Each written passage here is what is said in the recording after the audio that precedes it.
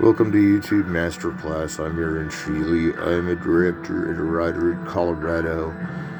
There's some other guys that write and direct in Colorado, and I thank all of them for helping out. They're miles from where I'm at, but I got lucky-handed with this YouTube MasterClass. But before I teach that class next year in a series of so many videos, 7 or more, I'd like to just take the time now to say I'm just coming from a individual reorder and recapturing of Two Badass Businesses Season 4 with Ashley Sheley and Amanda Sheley, who actually own not only the series, but also what we've done with this new series is we've taken the movies and reordered them, and we've placed upon them as the Orgy of the Dead, Decalogue of the Damned. But there's 11 movies, and 2 of them kind of don't fit in, and 2 of them have a scene from a 12th movie.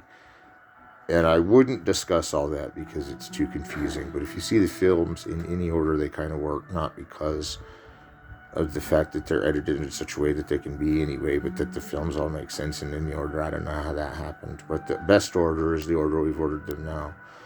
And Warner, Troma, and Fangoria have done a lot for these films and other films of mine. And I would have taken these to Universal or Paramount too, but you can only do really one major while you're there, although Disney does help me in college and everything.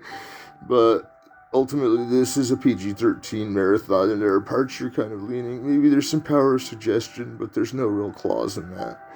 But I do say that parents are strongly cautioned to teach their kids not to repeat the things they hear on the soundtrack, which YouTube has given us leeway that you can have a few things on the soundtrack, but that they're commercial bands is why it's all for the bands and the music in the end and all that stuff. But it's really cool because these movies make sense. I mean, Book of the Damned is Plan 9 from Outer Space. Dr. Acula, there's the movie Cool Goes West is the theater bill we already have for Setting Free the Ghost play and the movie, which Cool Goes West is kind of in that movie and kind of connects to Diary of a Blacksmith, another movie that I liked for like NYU screeners. And so we're going to get back to work on some other things and get back to you more about what we think are good movies and less about what mine are. But I had to release mine before I released a masterclass trailer like this because there's more to those movies and I never really explained them, but they're too new to talk about really, and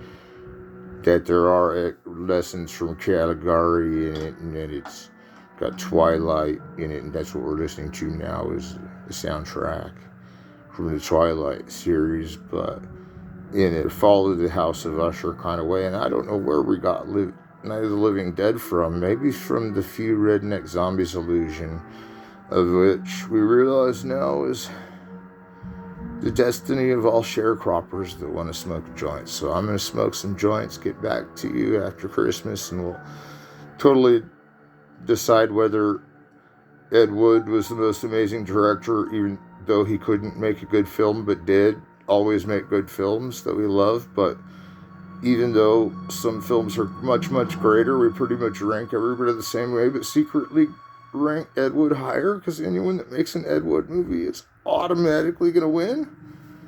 Yeah, we'll see. I don't know.